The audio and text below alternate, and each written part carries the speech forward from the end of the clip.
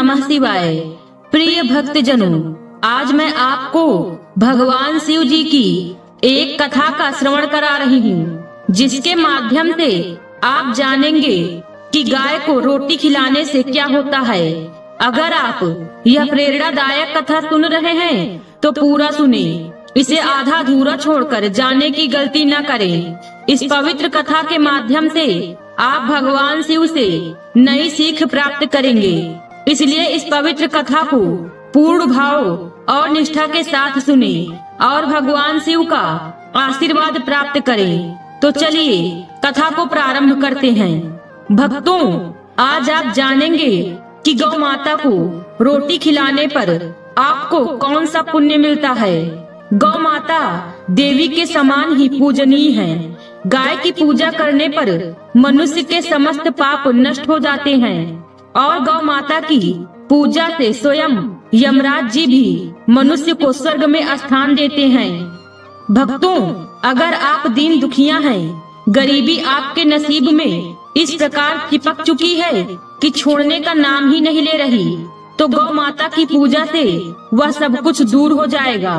भक्तों, मैं आपको बताऊंगी कि गौ माता की पूजा से मनुष्य कहां से कहां पहुंच जाता है। भक्तों, गौ माता की पूजा को लेकर एक प्राचीन कथा प्रचलित है। चलो मैं आपको उस कथा का अवलोकन कराती हूँ। भक्तों, एक समय की बात है, भगवान शिव कैलाश पर्वत पर बैठे हुए थे। तभी देवी पार्वती भगवान शिव जी के पास आती हैं और कहती हैं कि हे नाथ, जब से मैं पृथ्वी लोक का भ्रमण करके आई हूँ, तब से मेरे मन में एक शंका अपना विकराल रूप ले रही है, जिससे मैं अत्यंत असमंजस में पड़ गई हूँ। हे नाथ, मैं आपके पास अपनी इसी शंका के निवारण के लिए आई हूँ। तब भगवान शिव कहते हैं कि हे देवी पार्वती, कहिए आपकी वह कौन सी शंका है जिसकी वजह से आप इतना परेशान हैं। आप वह मुझे बताइए, मैं आपकी शंका का निवारण अवश्य करूँगा।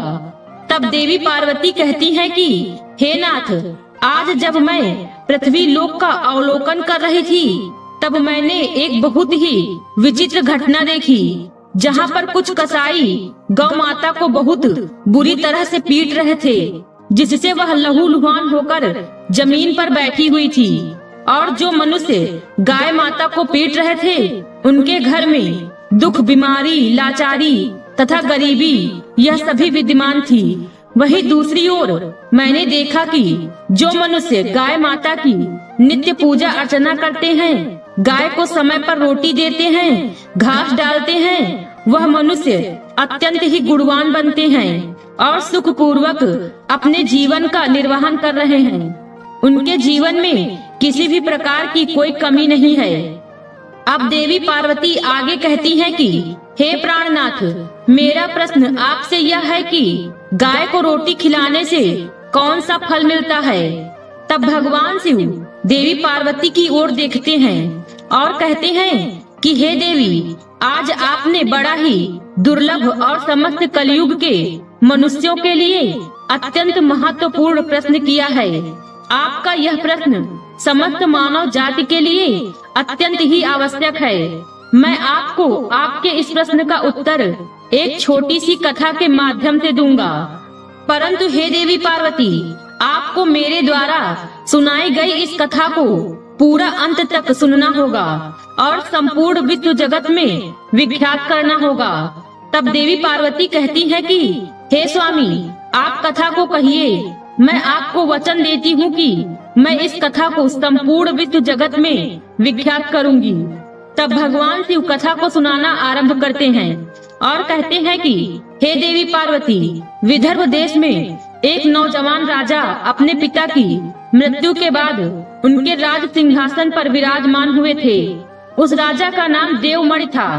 वह राजा अत्यंत ही गुणवान, चरित्रवान तथा अपनी प्रजा के प्रति अपना सब कुछ न्यौछावर कर देने वाला एक न्यायप्रिय राजा था। उसके राज्य में प्रजा बहुत प्रसन्न थी। चारों तरफ खुशी ही खुशी फैली हुई थी। उसकी प्रजा राजा का ही बखान करती थी। राजा देवमणि अपनी प्रजा को देखकर बहुत प्रसन्न होते थे। उनका मन अपनी प्रजा को देखकर भर आता था। राजा नौजवान थे तो उनका विवाह सुवर्णा नाम की एक स्त्री से हो गया था। सुवर्णा एक सर्वगुण संपन्न प्रतिव्रता नारी थी, जिसके साथ राजा देवमणि अत्यंत खुशी पूर्वक अपना जीवन निर्वाह कर रहे थे। अब ऐसे ही उनका जीवन लगभग 4 वर्षों तक बीतता रहा। अब इन 4 वर्षों में राजा देवमणि ने कई प्रयास किए, परंतु उसकी पत्नी सुवर्णा मां नहीं बन पा रही थी, जिससे राजा को संतान की चिंता सताने लगी। एक दिन राजा इसी गम में डूबे हुए अपनी राजगद्दी पर बैठे यही सोच रहे थे कि आखिरकार अगर किसी कारणवश मेरी मृत्यु हो गई तो मेरा यह राज्यभार कौन संभालेगा। वह यह सोच ही रहे थे कि तब उन्हें महर्षि मारीच की याद आती है। महर्षि मारीच आध्यात्मिक ज्ञान की जानकारी रखने वाले एक ब्रह्म ऋषि थे। उन्हें संपूर्ण वेदों का ज्ञान था। वह भविष्य वर्तमान भूत सब कुछ देख सकते थे। अब अगले दिन राजा देवमणि अपनी रानी को लेकर महर्षि मारीच के पास जाते हैं। जब महर्षि मारीच राजा देवमणि और रानी सुवर्णा को अपने आश्रम में आया हुआ देखते हैं तो वह उनसे कहते हैं कि हे राजन, आप आज किस प्रयोजन से हमारे द्वार पधारे हैं? क्या आपके राज्य पर कोई संकट आया है जिसकी वजह से आप यहाँ पर पधारे हैं, या फिर आपके यहाँ आने की वजह आपका वैराग्य को धारण करना है? परंतु आप जैसे धीर वीर पुरुष को यह वैराग्य शोभा नहीं देता। आप तो एक अच्छे राजा हैं। आपको तो संपूर्ण प्रजा का ध्यान रखना है और प्रजा आपके राज्य में अत्यंत सुखी है। अभी अभी तो आपका विवाह हुआ है। आप अपना नहीं तो रानी के बारे में तो कुछ सोचें।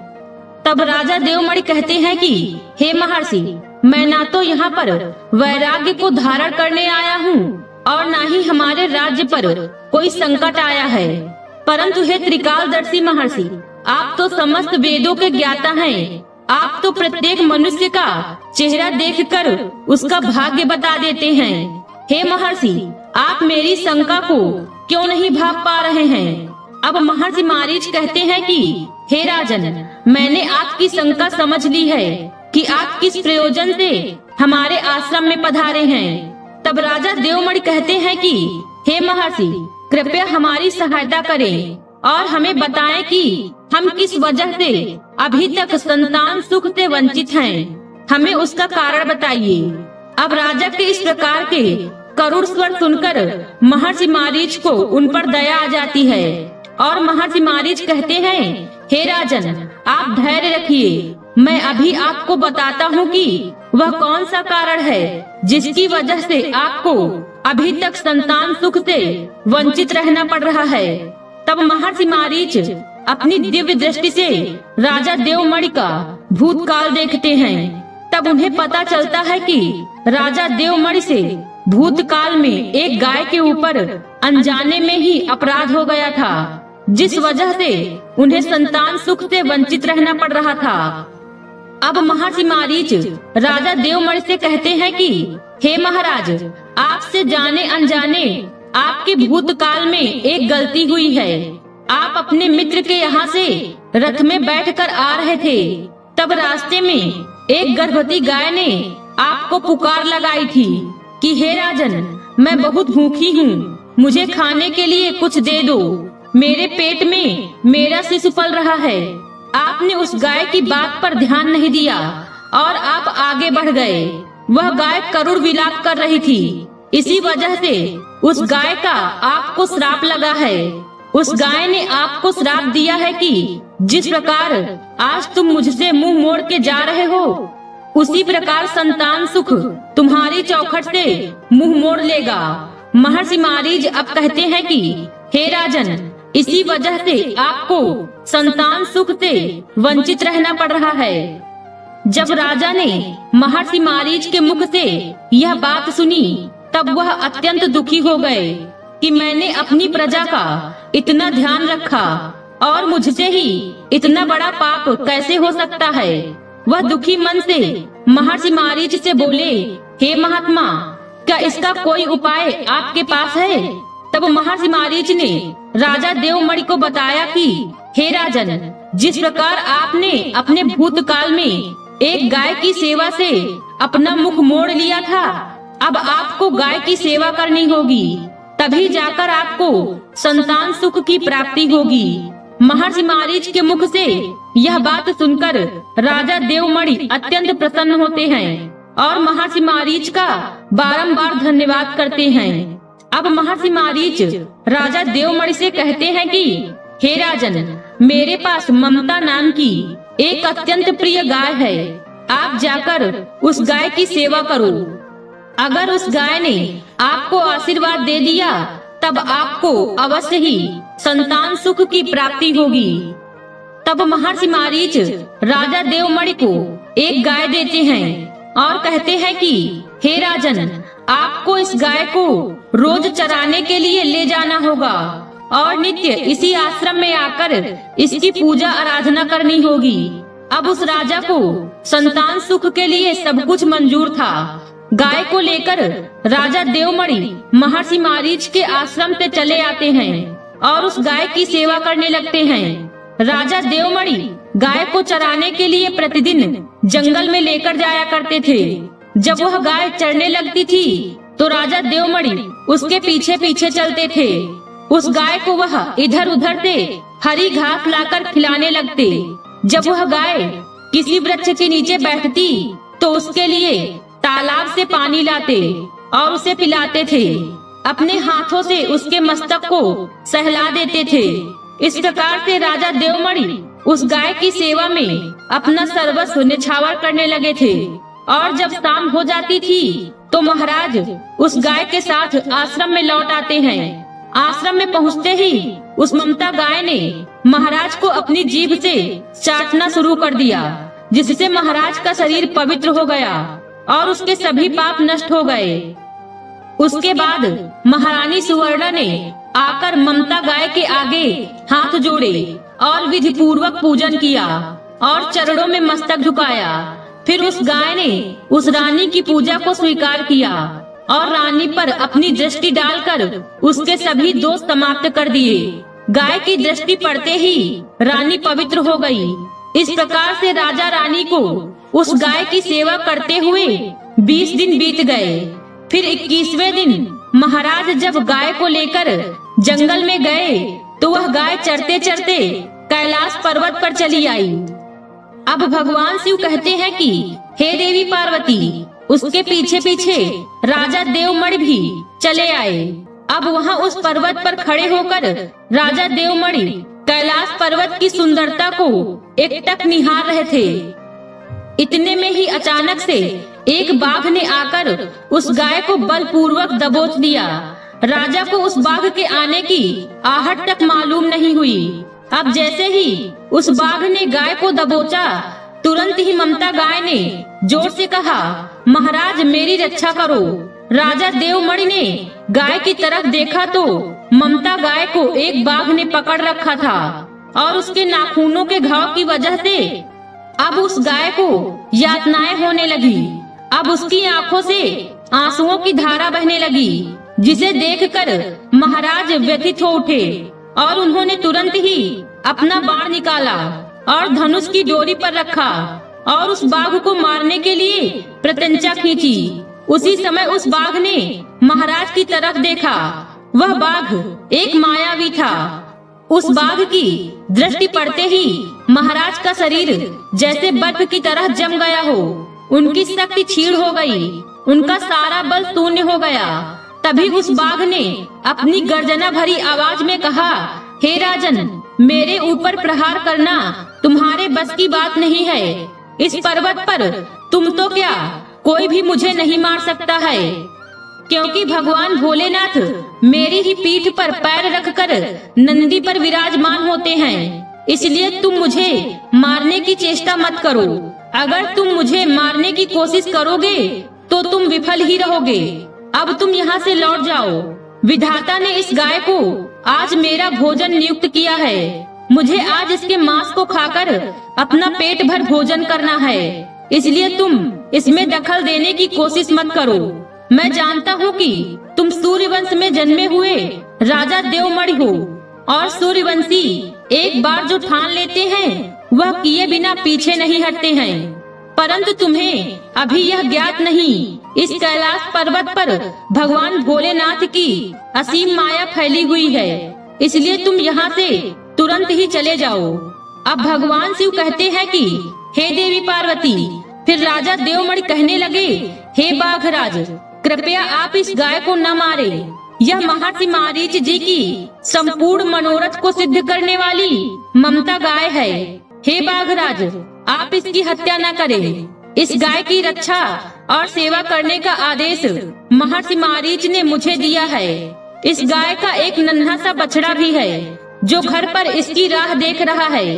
मैं इस गाय को इस हाल पर मरने के लिए छोड़कर नहीं जा सकता हूँ। यह मेरे क्षत्रिय धर्म के खिलाफ है, क्योंकि एक क्षत्रिय अपना सर कटवाकर भी अपने दिए हुए वचन को पूरा करता है। इसलिए हे बाघराज, मेरी आपसे विनती है कि आप इस गाय को जीवन दान दें। इस गाय के बदले मैं आपको अपना शरीर समर्पित करता हूँ। आप मेरे शरीर का भक्षण कर लो, जिससे तुम्हारी भूख भी शांत हो जाएगी और इस गाय की रक्षा भी हो जाएगी और मेरे वचन का पालन भी हो जाएगा। हे बाघराज, मुझ पर इतनी कृपा करो। इतना कहते हुए राजा देवमणि अब उस बाघ के सामने गए और उस गाय को छोड़ने के लिए विनती करने लगे और कहने लगे कि गौ रक्षा के लिए प्राण त्यागने से मुझे स्वर्गलोक की प्राप्ति होगी। इतना कहकर महाराज देवमणि उस बाघ के सामने हाथ जोड़कर बैठ गए और उन्होंने अपनी आंखें भी बंद कर ली। फिर अचानक से राजा देवमणि के कानों में एक आवाज सुनाई पड़ी, हे पुत्र उठो, मैं तुम्हारी सेवा को देखकर अत्यंत प्रसन्न हूँ। यह सुनकर महाराज उठ खड़े हुए और उन्होंने अपने सामने उस गाय को देखा, परंतु वह बाघ कहीं दिखाई नहीं दिया। तभी वह गाय एक दिव्य स्त्री के रूप में बदल गई और राजा से कहने लगी, हे राजन, यह सब मेरी ही रची हुई माया थी। मैं ही तुम्हारी परीक्षा ले रही थी और तुम अपनी इस परीक्षा में सफल हुए। तुम मेरे लिए अपने प्राण देने के लिए तैयार हो गए, इसलिए मैं तुमसे बहुत प्रसन्न हूँ। अब तुम मुझसे कोई भी वरदान मांगो, मैं तुम्हारी हर एक मनोकामना को अवश्य ही पूरा करूँगी। अब भगवान शिव कहते हैं कि हे देवी पार्वती। महाराज देवमणि कहते हैं, हे गौ माता, मेरे मन में जो इच्छा है उससे तो आप भली भांति परिचित हैं। कृपया आप मुझे पुत्र प्राप्ति का वरदान दीजिए। मेरी आपसे एकमात्र यही कामना है, क्योंकि मुझे कोई भी पुत्र नहीं है और अगर मुझे किसी पुत्र की प्राप्ति न हुई तो मेरे राज्य का राज्यवंश कौन संभालेगा? मेरे राज्य का उत्तराधिकारी कौन बनेगा? अब उस दिव्य गाय ने कहा, हे पुत्र, तुम पत्ते के दोने में मेरा दूध लेकर उसका पान करो।